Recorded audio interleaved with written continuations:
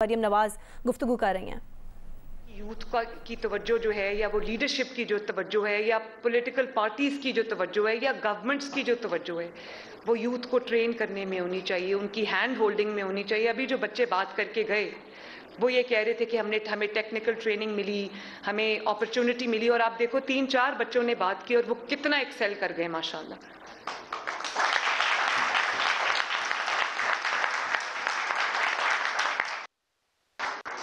तो जिस तरह पाकिस्तान का जो पॉलिटिकल लैंडस्केप है, जिस तरह वो डिवाइड हुआ है पिछले पूरे डेकेड में, मेरा ख्याल है कि पाकिस्तान के लिए इससे बड़ी नेगेटिव डेवलपमेंट कोई नहीं हो सकती थी।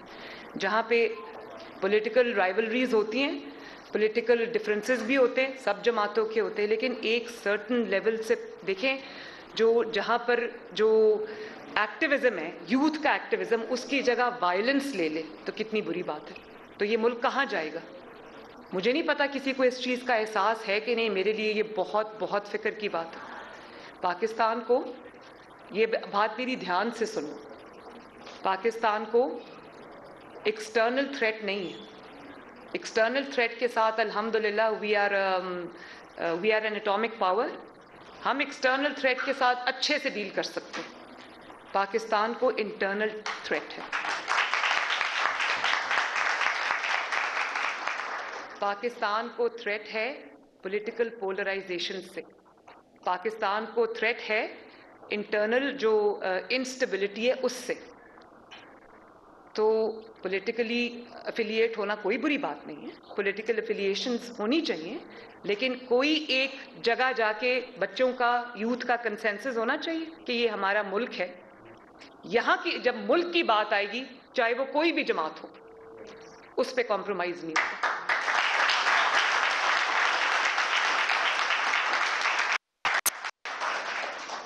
और जहाँ यूथ के इस बल्ज को हमें टेक्निकल ट्रेनिंग्स के लिए, अभी देखो ये बच्चे बैठे हुए हैं, दुनिया कहाँ पहुँच गई। आईटी का वक्त है, और आप देखो कि आर्टिफिशियल इंटेलिजेंस है। मतलब अभी वो बच्चा बात कर रहा था कि ये जो फ्रीलांसर्स हैं, तो जब बच्चे अब ये सब बच्चे जो हैं, ये अपने ओन पे इंडिपेंडेंटली अपनी इंडिविजुअल कैपेसिटी में मेहनत कर रहे होंगे। आप सोचो कि मुल्की लेवल पे, नेशनल लेवल पे, अगर कोई गवर्नमेंट इनका हाथ पकड़ के इनको सिर्फ इनके जो एरिया में ये जाना चाहते हैं उसमें पकड़ के इनको ट्रेनिंग्स दे, ट्रेनिंग्स के बाद इनकी जॉब अपॉर्चुनिटीज़ हों, और फिर इतनी ट्रेनिंग इनको दे इंटरनेशनल पर्सपेक्टिव से भी कि ये अगर मुल्क में रह के काम करना चाहें तो आजकल आपको पता है सब कुछ आईटी बेस्ड है। आप लोग डॉलर्स में अपनी इनकम कर सकते हो। और क्यों आपकी उम्र के बच्चे जो हैं वो क्यों माँ बाप पे डिपेंडेंट हों? उनको माँ बाप का बल्कि साथ देना चाहिए, सपोर्ट करनी चाहिए।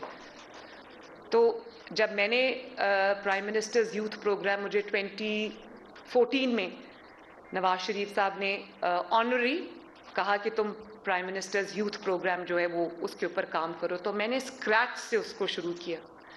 उसमें यूथ लोन्स भी हमने बच्चों को दिए, स्कॉलरशिप्स भी मैं खुद जा के यूनिवर्सिटीज़ और कॉलेजेस में लैपटॉप्स और लोन्स, जो बच्चे टेक्निकल ट्रेनिंग्स का टेफ्टा के साथ टेक्निकल ट्रेनिंग्स उनकी कराई, उनको ट्रेनिंग्स के साथ हमने स्टाइपेंड्स दिए।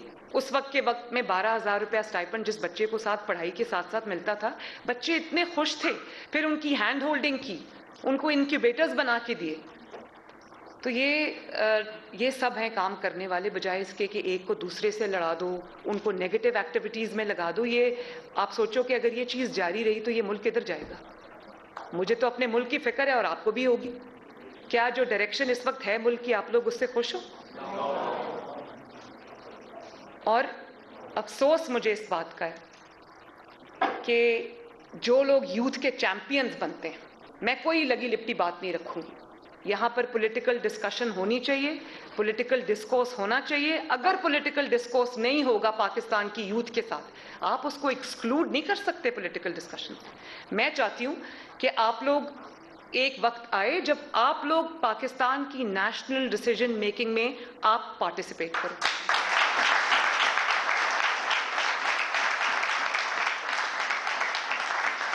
चाहे वो लड़कियां हों या वो लड़कियां हों, अगर स्टेक होल्डर्स सबसे बड़े आप हो, पाकिस्तान का फ्यूचर आप हो, तो प्रेजेंट में भी जो आपकी डिसीजन मेकिंग है उसमें आपका हाथ होना चाहिए।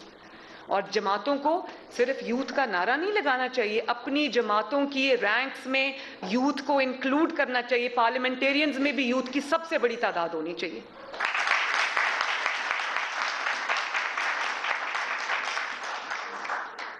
बजाय इसके कि आप मुझे ऑनेस्टली, अब पॉलिटिकल बात मैं करूंगी, लेकिन क्योंकि ये हमारी जो इस वक्त मेंटालिटी है वो उसको सामने लाती है। आप ये देखो कि कहीं यूथ की बात नहीं हो रही कि यूथ की डेवलपमेंट के लिए क्या करना है, यूथ की तरक्की के लिए क्या करना है, उनकी हैंड होल्डिंग के लिए क्या करना है, जो इतना बड़ा यूथ बल्ज है इसको पाकिस्तान के लिए कैसे इस्तेमाल करना है, ब्रेन ड्रेन को कैसे रोकना है, वो बात नहीं हो रही।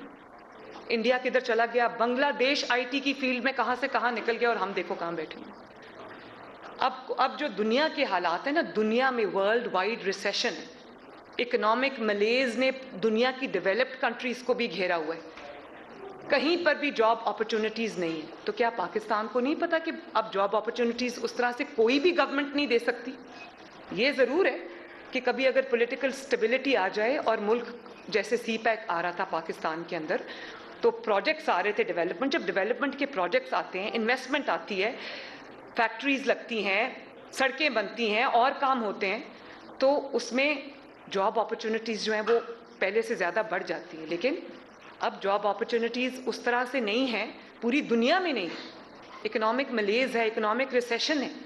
तो इसलिए हमें हर बच्चे को जो अल्टरनेटिव भी देना है कि वो बच्चा अगर अपने घर बैठ के अपना छोटा सा कोई बिजनेस शुरू करना चाहता है और फाइनेंशियली इंडिपेंडेंट होना चाहता है, तो ये स्टेट की जिम्मेदारी है कि उसको उस तरह का पूरा एनवायरनमेंट जो कंड्यूसिव है वो प्रोवाइड करे।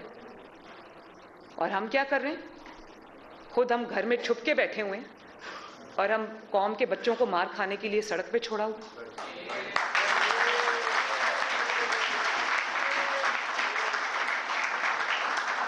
अब वो जो जिले शाह है ना, वो लड़का जो शहीद हुआ है, अब एक जिले शाह की तस्वीर देखो और उनके अपने बच्चों की तस्वीरें देखो जो लंदन में आराम से बैठे हुए।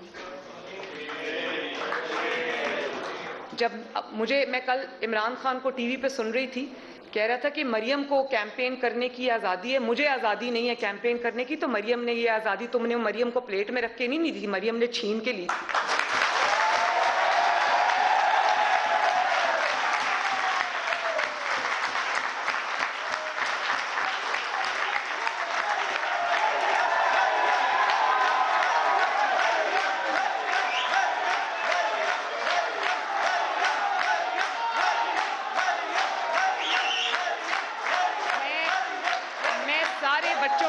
मैं एक सवाल पूछना चाहती हूँ, जो इमरान खान का 4 साल का दौर था, उसमें जितनी बदतरीन विक्टिमाइजेशन मेरी हुई, मेरी जमात की हुई, नवाज शरीफ साहब की हुई, ये भी हमारे ऊपर 144 लगाते थे, ये भी हमारे ऊपर जो है वो पाबंदियां लगाते थे। सिर्फ पाबंदियां नहीं लगाते थे, जब दूसरी दफा मुझे अरेस्ट किया उसमें सिर्फ मैं वो जज जो अरशद मलिक साहब थे, उनकी वो वीडियो आ गई थी बाजार में, जिसमें पता चला कि उन्होंने कहा कि नवाज शरीफ के खिलाफ मेरे से ज़बरदस्ती फैसला लिया गया। तो जब वो सामने आ गई तो मैंने जगह जगह जाके नवाज शरीफ साहब के लिए, उनकी रिहाई के लिए कैंपेन चलानी शुरू की। वो बहुत बड़े बड़े जलसे थे। इन्होंने मैं अपने वालिद से मिलने उन दिनों में जेल में गई, कोट लखपत में, इन्होंने मुझे वहां से अरेस्ट कर लिया। तो 4 साल जितनी बुरी विक्टिमाइजेशन का हमने सामना किया है, इनको तो कभी किसी ने उंगली भी नहीं लगाई। बात यह है कि तब मरियम नवाज को तब भी जलसे करने की इजाजत नहीं थी, वो इजाजत मरियम नवाज ने इनसे छीन के ली थी।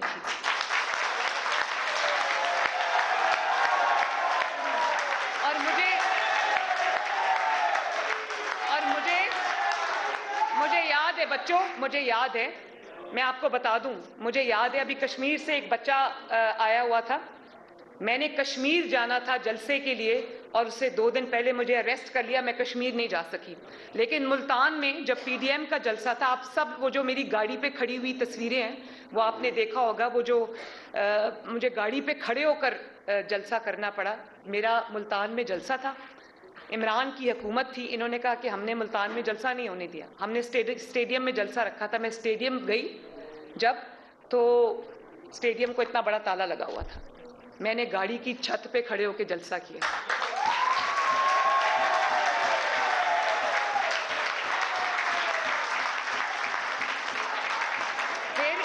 एक और मैं आपको वाकया बताती हूँ। मैंने मंडी बहाउद्दीन जाना था, मंडी बहाउद्दीन में स्टेडियम में जलसा था, इन्होंने मंडी बहाउद्दीन के स्टेडियम में 2-2 फुट पानी छोड़ दिया और स्टेडियम को ताला लगा दिया।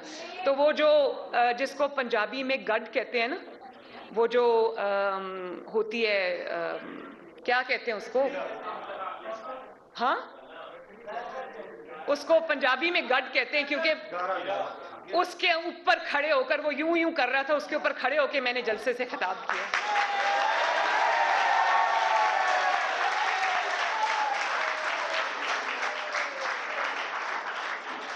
और आज जब मैं सुनती हूं कि मरियम को खुली आजादी है, मुझे आजादी नहीं, तो भाई तुम्हें किसने कहा बेड के नीचे छुप जाओ?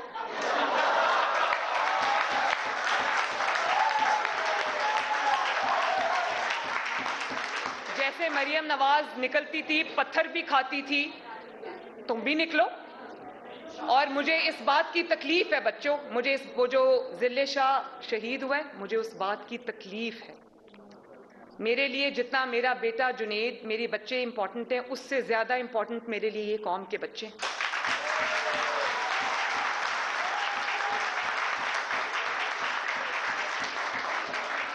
और मैं ये भी बता दूं कि नवाज शरीफ साहब ने किसी कौम के बच्चे को जेल में नहीं डाला, उन्होंने अपनी बेटी का हाथ पकड़ के जेल में लेकर गए।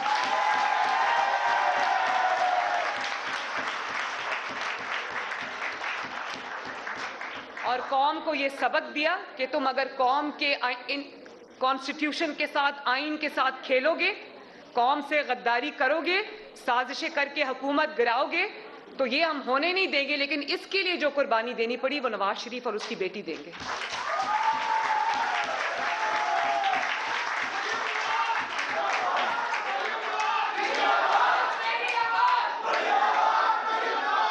भाई बड़े पॉलिटिकली चार्ज जो आप लोग, माशाल्लाह। बात यह है कि उसकी जिले शाह की माँ कल टीवी पर मैंने उनको 1-2 चैनल्स पे देखा, वो ये बात कर रही थी कि इसके अपने बच्चे तो बाहर बैठे हैं और मेरा बेटा मरवा दिया। और वो मेरा बेटा जो हर रोज इसकी हिफाजत के लिए बाहर बैठा होता था। मुझे ये बताओ कि मैं उसको लीडर कहूं या गीदड़ कहूं, जिसने अपनी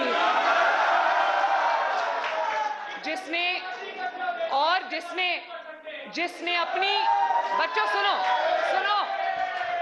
जिसने अपनी हिफाजत के लिए लोगों की बेटियां रखी हों, लोगों के बेटे रखे हों।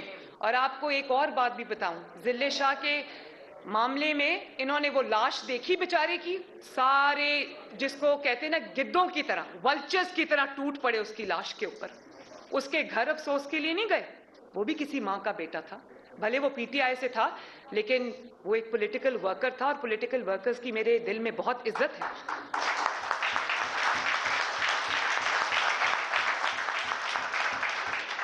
मुझे ये बताओ, मैं अपने ये बच्चियां जो बैठी हैं, बच्चे जो बैठे हैं, जब कोई फौत हो जाता है तो आप उसके घर अफसोस करने जाते हो कि उसको कहते हो मेरे घर आओ, मैंने तुमसे अफसोस करना। और कौम का जो बेटा शहीद हुआ, उसकी आपके दिल में ये इज्जत थी। आपको पता था कि वो एक्सीडेंट में शहीद हुआ, आपको पता था कि उसको ड्राइवर को कहा कि भेस बदल लो ताकि उसका पॉलिटिकल फायदा उठाया जाए, और वो पीटीआई के रहनुमा की गाड़ी में उसको वो फेंक गए हॉस्पिटल। तो उनकी माँ कल कह रही थी, जिले शाह की माँ, मैं देख रही थी, मैं खुद एक माँ हूँ, मैं देख रही थी, मेरी आंखों में आंसू आ गए। उसने कहा कि यास्मीन राशिद साहिबा यहाँ बैठ के स्टेटमेंट दे रही हैं, जब मेरा बेटा हॉस्पिटल में पड़ा था, हॉस्पिटल क्यों नहीं पहुंची? और इनको सच्चाई का पता था, इन्होंने सच्चाई छुपाई। उसका एक्सीडेंट हुआ, इनको पता था, और इन्होंने ड्राइवर को कहा कि जाओ जाके शेव कर लो और अपना सारा हुलिया तब्दील कर लो, क्योंकि हमने उस बच्चे की जैसे साइफर पे खेला था ना, और कहा था, वो ऑडियो सुनी थी इमरान की, जा कह रहा था साइफर से खेलना है। पता उसको तब भी था कि अमेरिका ने कोई साजिश नहीं की और हमने कोई साजिश नहीं की, क्योंकि उसने एक झूठा स्टेटमेंट बयानिया बनाना था, नैरेटिव बनाना था। तो उसने कहा, वो ऑडियो पूरी दुनिया ने सुनी, उसने कहा साइफर पे हमने खेलना है।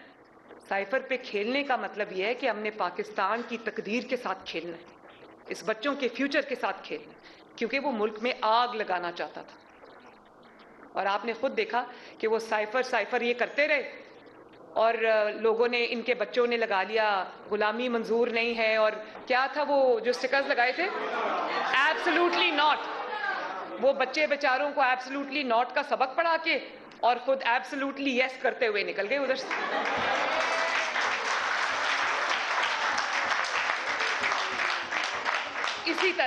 इसी तरह उन्होंने जिले शाह की मौत से खेला है और अब चुप है सब। उसके बाद कोई नहीं बोला, जब उसकी मां ने इल्जाम लगाए कोई नहीं बोला, उनके घर नहीं गए। और उसका इतना दाढ़ी वाला बाप है, बूढ़ा बाप है, घर में लाश पड़ी हुई थी, मैयत पड़ी हुई थी, मैयत अभी उठी नहीं थी, और आप यकीन करें ये प्लास्टर वाली टांग ऐसे रख के उसकी तरफ बैठा हुआ था और कह रहा था, उसको कहा होगा ना मेरे दरबार में आओ, मैंने अफसोस करना है। तो क्या मुझे ये, हम लोगों को ये समझ नहीं आती कि ये मुल्क, ये यकीन मानो, मैं कभी भी कॉन्स्पिरेसी थियरीज पे यकीन नहीं रखती, लेकिन अब मुझे 100% यकीन है कि इसको लॉन्च किया गया पाकिस्तान को खराब करने के लिए।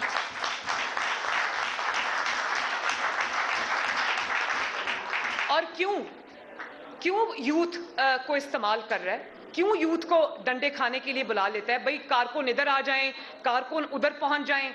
वो एक रात को रोज रेड अलर्ट आ जाता है ट्विटर के ऊपर कि जी इमरान की गिरफ्तारी का खतरा है, कारकुन आ जाए। भाई कारकुन क्यों आए? इमरान दे ना गिरफ्तारी अगर हिम्मत है तो।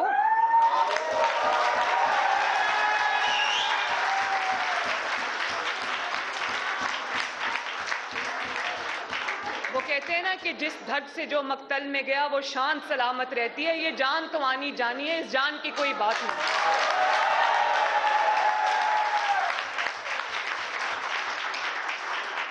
और ये सिर्फ ये जिले शाह के मामले में नहीं हुआ। आपने वो सब, क्योंकि आप लोग सारे सोशल मीडिया यूजर्स हो, सोशल मीडिया सैवी हो, आप लोगों ने ये देखा होगा कि अभी चंद दिनों की बात है, वो इसकी गाड़ियों के ऊपर जो ब्लैक कलर की कोई एसयूवी थी उस पे लोग बैठे हुए थे, तो ये तेज जा रहे थे, वो उलट के गिरे, कोई गाड़ी ने रुक के उनको नहीं उठाया।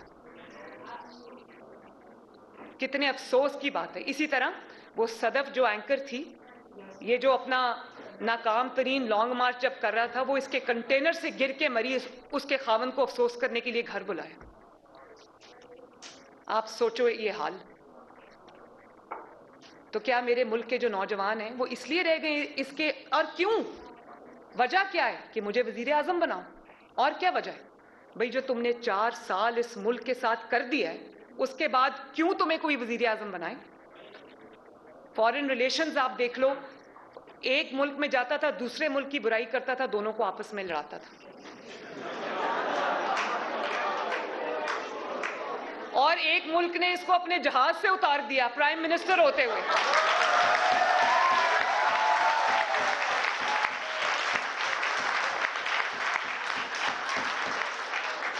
और ट्वीट कल क्या कर रहा था, कोई चाइनीज किसी को कोट करके आर्टिकल को ट्वीट कर रहा था कि मैंने सुलह कराई थी ईरान में और सऊदी अरेबिया में, तो इसलिए ये हुआ है। अंदाजा करो आप लोग, जो अपने आप को आलिम इस्लाम का लीडर कहता था, सऊदी अरब की और उसकी ईरान की सुलह करा रहा था, आज घर से नहीं निकल रहा, प्लास्टर लगा के बैठा हुआ।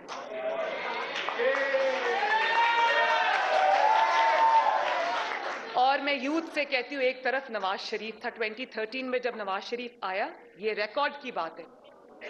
चाइना शायद देखो उसी वक्त 2013 में नवाज शरीफ आया, ऐसा लग रहा था तमाम मुल्क इन्वेस्टमेंट रोक के बैठे हुए हैं कि नवाज शरीफ आएगा तो इन्वेस्टमेंट लेके आएंगे मुल्क।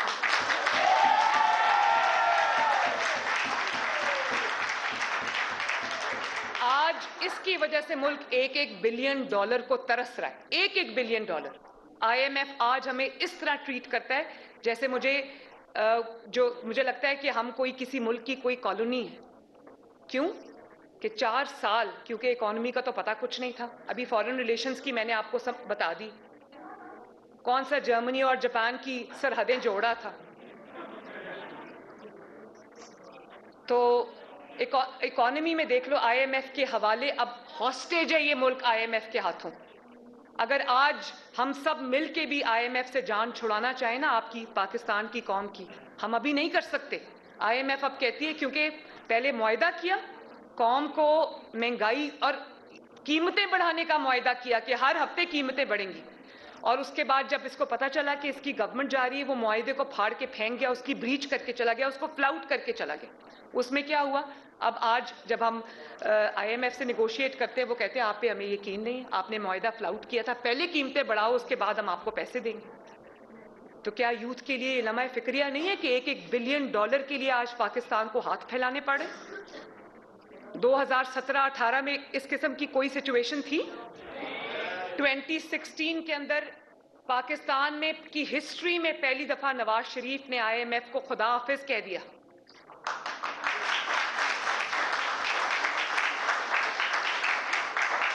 ये तारीख की बात है, रिकॉर्ड उठा के देख लो। 2 पॉइंट समथिंग पे ग्रोथ मिली नवाज शरीफ को। जब नवाज शरीफ गया तो 6% पे ग्रोथ थी, प्रोजेक्टेड 7% थी। डॉलर कितना था, मैं बच्चों से पूछती हूँ, कितना डॉलर था नवाज शरीफ के वक्त में? 100 से नीचे रहा डॉलर 4 साल। मजाक नहीं है बच्चों, 4 साल आटे की कीमत नहीं बढ़ी। मुझे समझ है कि आप लोग माशाल्लाह बेहतर फाइनेंशियल स्टेटस रखते हो, अल्लाह करे कि और भी ज़्यादा अच्छा हो। आप लोगों को घर में प्रॉब्लम नहीं है कि रोटी सबके घरों में प्रॉब्लम है, मुझे पता है, हर क्लास उससे अफेक्ट हुई है। लेकिन उन लोगों का सोचो जिनकी ज़िंदगी में सिर्फ और सिर्फ वो कमाते इसलिए कि 2 वक्त की रोटी अपने बच्चों को खिला सकें। नवाज शरीफ के दौर में 4 साल आईएमएफ का प्रोग्राम भी चलाया, लेकिन आटे की कीमत 35 रुपए से बढ़ने नहीं दी। 4 साल आईएमएफ का प्रोग्राम भी चलाया, घी की कीमत 140 रुपए से बढ़ने नहीं दी। 4 साल आईएमएफ का प्रोग्राम चलाया, लेकिन चीनी की कीमत 50 रुपए किलो से 55 रुपए किलो से बढ़ने नहीं दी, और चंद रुपए किलो सब्जियां होती थी। सस्ता तरीन वो जमाना था। तो उस वक्त क्योंकि शेरवानी पहनने का शौक था, तो क्योंकि पता था कि जिंदगी भर अगर मैं सिलेक्ट नहीं हुआ तो इलेक्ट नहीं हो सकता कभी।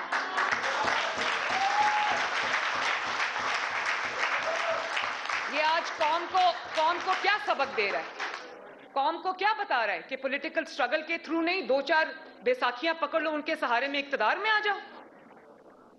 क्या कौम को ये डायरेक्शन दे रहा है?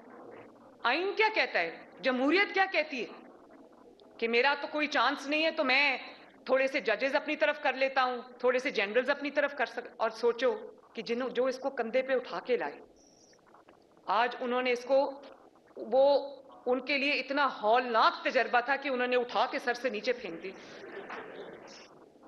और उन्होंने कानों को हाथ लगा लिए। और अब वो जो उसके रिमेन्स हैं, वेस्टेजेस हैं, 2-4 लोग वो पकड़े हुए हैं, अब उनके ऊपर तकिया। हर बात पे आप स्टेटमेंट देखो, कोर्ट हमें ये दे देगा, कोर्ट हमें वो दे देगा। और कल तोशाखाना की डिटेल्स इस हुकूमत ने पब्लिक की। जब इमरान ने तोशाखाना की डिटेल्स इससे मांगी गई, इसने कहा जाओ मैं नहीं देता, मेरे तोहफे मेरी मर्जी, क्योंकि पता था ना चोरी की हुई है। तो अभी तो शहबाज शरीफ हुकूमत ने पब्लिक कर दी, जिसने चोरी नहीं की होती वो पब्लिक करता है डिटेल्स। तोहफे खरीदने का कानून कहता है, तोहफे चोरी करने का नहीं कहता। और फिर आपने वो तोहफे बजाय तोशाखाना में जमा कराने के आप अपने घर ले गए। फर्स्ट लेडी लोगों को फोन करके कह रही है कि आपने क्यों उन तोशाखाना की तोहफों की तस्वीरें ली, मतलब मेरे जराइम का ट्रैक रिकॉर्ड क्यों रख रहे हो? और फिर उनको बेचा दुबई में बेचा। और वो फरागोगी का नाम सुना है ना? फरागोगी प्रॉपर्टी टाइकून के जहाज में रख के वो पैसे, जो करोड़ों रुपए जिसके बदले वो बेचे थे तोहफे, वो लेकर आई। मनी लॉन्ड्रिंग, लोगों को कहता है मनी लॉन्ड्रिंग, और खुद दुनिया का सबसे बड़ा मनी लॉन्ड्रर है। तो बात ये है बच्चों कि आप अपना चेहरा तो देखो जरा आईने के अंदर, आपको लगे पता कि आप खुदा का, मतलब आप जैसा बंदा पूरी, मैं कहती हूं पाकिस्तान में इसके ऊपर बैन लगना चाहिए। जो बात की फिर उससे यू टर्न लिया, जो बात की उसके उलट किया। और लीडर्स जो है ना वो बहादुर होते हैं, लीडर्स लीड करते हैं फ्रंट से।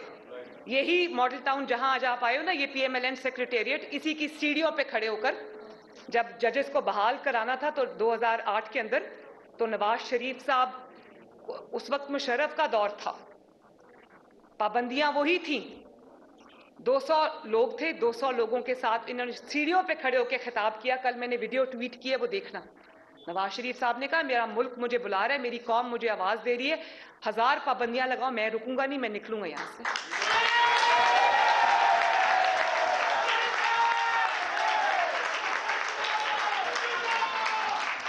और फिर उन्होंने कहा मैं, और आप लोग गवाह हो कि ना सिर्फ वो निकले बल्कि ये फिरोजपुर रोड तक पहुंचते पहुंचते लाखों का वो जुलूस बन गया। मुझे नहीं पता उस वक्त दुनिया कहां से आई, लेकिन क्योंकि लीडर घर से निकला था तो लीडर के पीछे लोग निकले। अगर लीडर ये कहता हो बात चेक करो पुलिस बैठी हुई है कि नहीं बैठी हुई, और अगर उस वक्त नवाज शरीफ ये कहता कि चेक करो खवातीन मेरी हिफाजत कर रही हैं कि नहीं कर रही, जिले शाह जब तक घर के बाहर बैठ के इसकी हिफाजत करता रहा तब तक इसने कभी उसको मुंह भी नहीं लगाया। जिस दिन पता चला कि वो शहीद हो गया तो फटाफट उसकी लाश पे सियासत करने के लिए आ गया। इससे बड़ी तजलील एक सियासी कारकुन की हो नहीं सकती। और कौमों की जिंदगी में बच्चों फैसलों के वक्त आते हैं जब आपको लीडरशिप को फैसला लेना पड़ता है। आपको पता है लीडरशिप में को जो आपका लीडर हो उसको अच्छा एडमिनिस्ट्रेटर होना चाहिए, इसमें कोई शक नहीं, उसको मेहनती भी होना चाहिए, लेकिन उसको बहादुर होना चाहिए।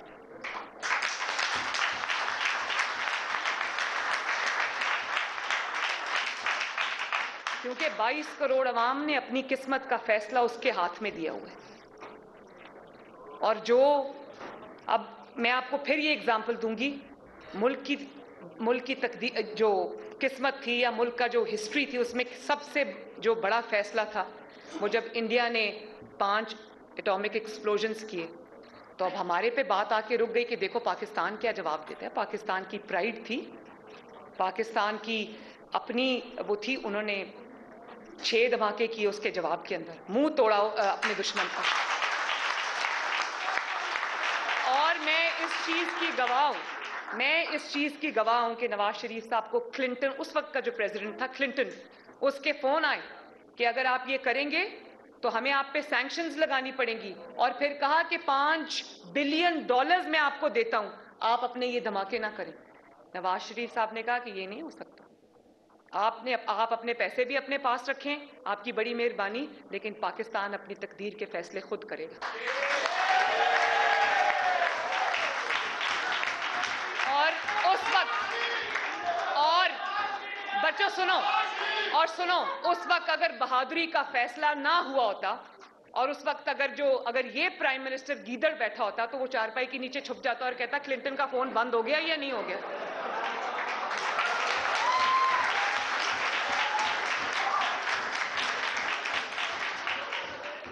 तो मुझे ये बताएं कि कल को अगर हमारी कौम की जिंदगी में, आप सबकी जिंदगी में, पाकिस्तान की जिंदगी में कोई मुश्किल फैसला आ जाए तो क्या लीडर फैसला कर सकता है या गीदड़ फैसला करेगा?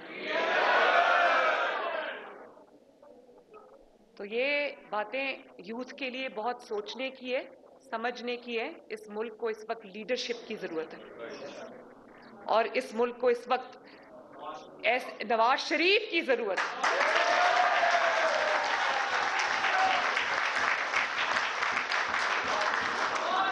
और मैं बताऊं, मैं बार बार एक बात करती हूं, नवाज शरीफ के तीन दौर थे। 90s में 2 थे, फिर एक 2013 में। आप रिकॉर्ड उठा के देख लो, आप फैक्ट्स एंड फिगर्स उठा के देख लो, आप इंडिकेटर्स उठा के देख लो। नवाज शरीफ 3 दफा प्राइम मिनिस्टर बना, एक दफा 2-2.5 साल के लिए निकाल दिया, दूसरी दफा 3 साल के बाद निकाल दिया, तीसरी दफा 4 साल के बाद निकाल दिया। लेकिन एक बात पूरे पाकिस्तान की तारीख में दर्ज है, रिकॉर्ड में है, गूगल करके देख लो, सबको गूगल का पता है। नवाज शरीफ के आने से पहले के इंडिकेटर्स देखो नवाज शरीफ के जाने के बाद के इंडिकेटर्स देखें।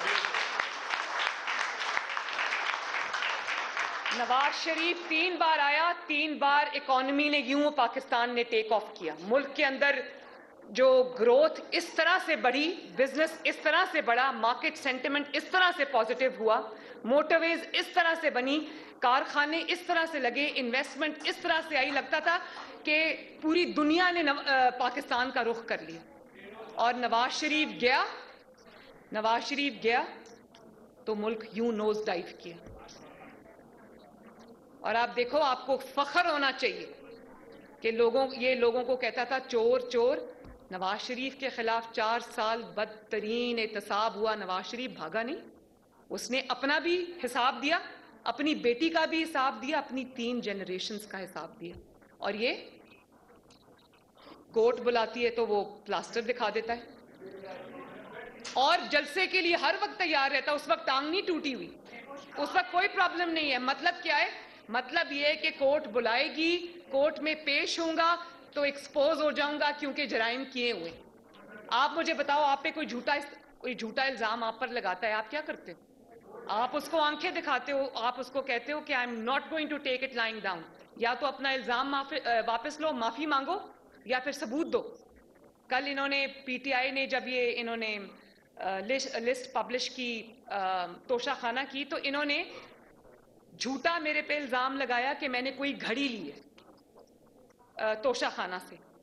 तो मैंने उसी वक्त मैंने ट्वीट को कोट किया, मैंने FIA साइबर क्राइम्स में वो ट्वीट्स भेजी, मैंने पेमरा को, क्योंकि आमिर मतीन साहब है 92 के, उन्होंने उस झूठ के ऊपर प्रोग्राम किया, उस झूठ पे प्रोग्राम किया, मेरे नाम पे वो घड़ी लगा दी जो कभी थी ही नहीं।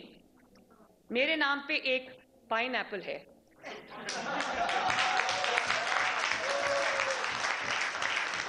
और अगर मेरी 11 साल के पॉलिटिकल करियर में आपको मरियम नवाज के खिलाफ एक पाइनएप्पल मिला है तो आपको डूब के मर जाना चाहिए।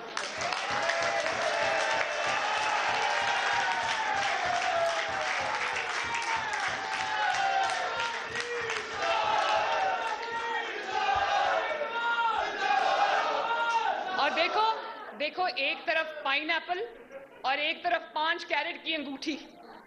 इमेजिन, कोई कंपैरिजन है? लेकिन झूठ किस डिटाई से बोलते हैं। सबसे डिसेंट लफ्ज मुझे इस वक्त डिटाई मिला है। किस डिटाई से झूठ बोलते हैं। और you question my financial integrity, I am going to take you to cleaners.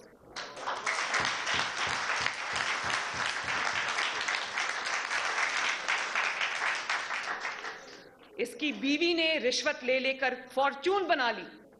तोशा खाना को सिर्फ इन्होंने तोशा खाना के तोहफे नहीं बेचे, ये फैक्ट है, इररिफ्यूटेबल फैक्ट है। इन्होंने वो तोहफे बेच के अपनी 3 नस्लों के लिए जायदादें बना ली, पैसा बना लिया। और इल्जाम दूसरों को लगाते हो। नवाज शरीफ के खिलाफ इकामा निकला, सारी वो चोर हैं, डाकू हैं, तो निकला क्या? इकामा, एक्सपायर्ड वीजा।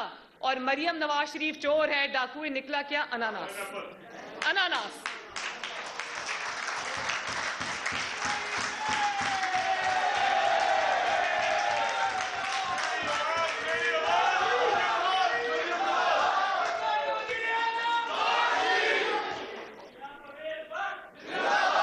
बात यह है कि इल्जामात अगर किसी ने झूठे लगाए, किसी ने हमारी फाइनेंशियल इंटेग्रिटी को क्वेश्चन किया, ये तुम झूठे साबित हो गए हो। तुम्हारी खाक में नाक रगड़ी गई है, हर चीज तुम्हारी झूठी साबित हुई। मेरे पे इल्जाम लगाया, 5 साल I suffered because of that लाई। उसकी वजह से मैं जेल गई, 5 महीने जेल में रही। और जब कोर्ट में अपील हुई, कोर्ट ने वो केस उठा के बाहर फेंका। उन्होंने कहा ये झूठ है। कहां गए वो सारे इल्जाम? किसी ने माफी मांगी? But this is for all and sundry. You question our financial integrity, we are not going to spare you. और कह रहे हैं कि फवाद चौधरी साहब को आप देख लें, ढिट्टाई से वो शख्स झूठ बोल रहा है। नहीं, वो मेरी घड़ी के पे झूठ बोल रहे हैं। इनके जो बिकाऊ सहाफ़ी जिनको सहाफ़ियों का लिबादा उड़ाया हुआ है और असल में वो इनके पॉलिटिकल वर्कर्स हैं, वो इम्प्यूनिटी से झूठ बोल रहे हैं। और जब मैं कह रही हूँ कि साइबर क्राइम एक्शन ले, तो कह रहे जी मरियम जो है वो स्टेट को इस्तेमाल करी। मरियम एक सिटीजन है पाकिस्तान का, उसको हक है कि अगर उसके ऊपर कोई झूठा इल्जाम लगाए वो उसका मुंह तोड़े, और वो तोड़ेगी इंशाल्लाह।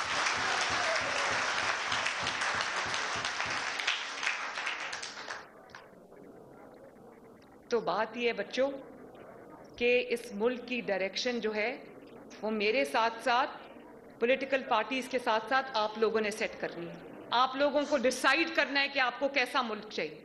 आप लोगों ने डिसाइड करना है कि आपको वो मुल्क चाहिए जहां कौम के बच्चे अपनी घटिया सियासत के लिए इस्तेमाल होते हो, शहीद होते हो, आप उनको इस्तेमाल करते हो, उनकी लाशों पे सियासत करते हो। भाई क्यों कोई जान दे आपके लिए? आपने क्या करना है? 4 साल आप क्या करके आए हैं जो आपने अब अगले 5 साल भी लेने? क्यों? अपनी घटिया सियासत के लिए शेरवानी के शौक में कौम के बच्चे कुर्बान करते जा रहे हो। लाओ अपने बच्चे, उनको कहो फ्रंट से लीड करें। और बच्चे क्या, बच्चे तो चले लंदन में बैठे हुए, खुद नहीं निकलते घर से, छुप के बैठे हुए। अब आप ये देख लो ना।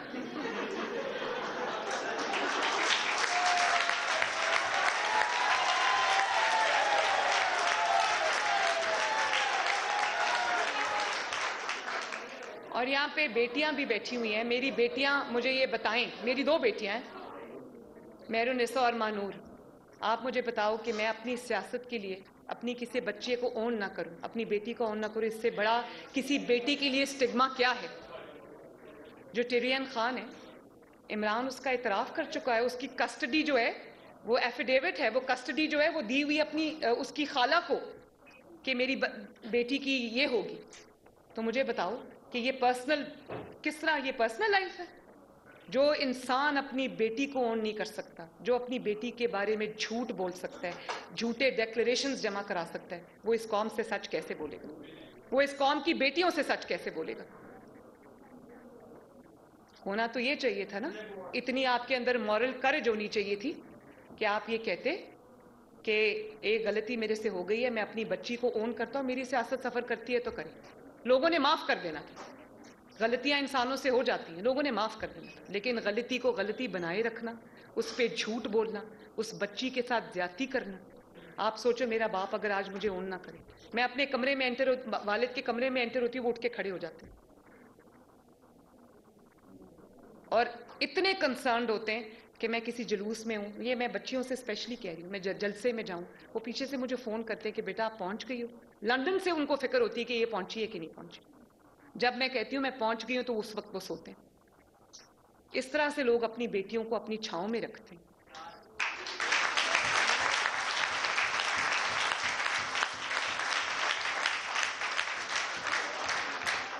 जो अपनी बेटी का नहीं हो सका वो कौम की बेटियों का हो सकता है। मैं बेटियों से सवाल पूछती हूँ, जो जिले शाह का नहीं हो सकता वो कौम के बेटों का हो सकता है?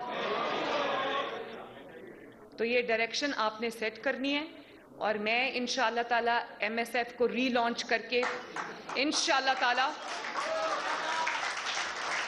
हम उसको आने वाले चंद दिनों में रीलॉन्च करेंगे। लेकिन उसको यूनिवर्सिटीज़ में, कॉलेजेस में, सारे एजुकेशनल इंस्टीट्यूशंस में उसको आगे लेके जाना आप सबकी जिम्मेदारी है।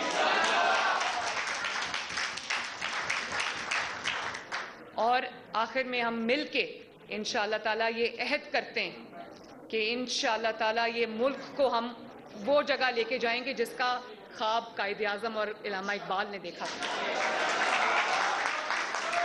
और वो वक्त आएगा जब आप लोग अपने हाथ में डिसीजंस लोगे। एक सेकेंड, वो वक्त आएगा जब आप लोग अपने हाथ में डिसीजंस ले लोगे कि इंशाअल्लाह ताला पाकिस्तान एक बहुत बड़ी फॉर्मिडेबल फोर्स बनेगा इंशाअल्लाह ताला। Thank you. अच्छा आप, थैंक यू।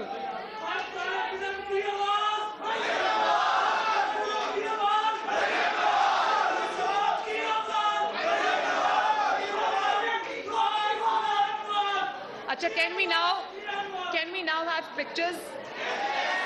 लेकिन पिक्चर्स कैसे खिंचवानी है? बहुत डिसिप्लिन से, जिस कौम में डिसिप्लिन नहीं है वो कौम आगे नहीं बढ़ सकती। तो मैं किस तरह से खिंचवाऊं तस्वीरें, मुझे कोई हाँ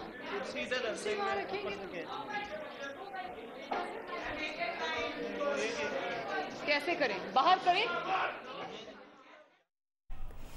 लाहौर में मरियम नवाज नून लीग की यंग लीगर्स कन्वेंशन से खिताब कर रही थी। उन्होंने कहा कि नौजवानों को सियासी अमल से रहदा नहीं किया जा सकता, खुद घर में छुप कर बैठे हैं, कौम के बच्चों को मार खाने के लिए छोड़ दिया है। मरियम नवाज ने कहा कि इमरान खान ने कहा कि सिर्फ मरियम को मुहिम चलाने की आज़ादी मिली हुई है, मरियम को मुहिम की आज़ादी प्लेट में रख कर नहीं मिली, छीन कर ली है।